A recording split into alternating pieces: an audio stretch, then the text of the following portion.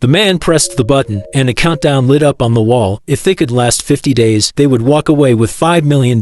Faced with such an opportunity, the two of them thought it would be a piece of cake. The system reminded them that if one person left early, the remaining person would only get $1 million. They didn't take it seriously. Mike figured that planning how to spend the $5 million would make the time fly by. With that kind of money on the line, who would ever leave early? The game began, and the two explored the room. All around them was an empty, sterile white. Besides the main hall, there was only a bathroom. The rules stated that only one person could use it at a time. Mike continued flipping through the rules, grumbling about how many restrictions there were in such a small space. Losing patience, he casually tapped on the screen, and the wall dispensed a meal, a colorless, odorless liquid. Mike wondered if it was just water, trying to fool them. The room's furnishings were minimal, and the tour took less than 10 minutes, but Mike was already bored. It was then they realized the 50-day challenge wasn't going to be as easy as they thought. The lights suddenly turned off. Every night at 10 p.m., the room automatically went dark. There were no windows, no clocks or phones, and no way to tell the exact time. The system dictated everything. Compared to Mike's restlessness, Kate remained much calmer. Every day she woke up and stood in front of the mirror to motivate herself, found a corner to meditate, or sat silently beside Mike as a listener. They seized every opportunity for activity, tidying the room, exercising, clapping. These became essential forms of entertainment. The endless repetition plunged them into a strange cycle. Though they didn't have to work for food or shelter,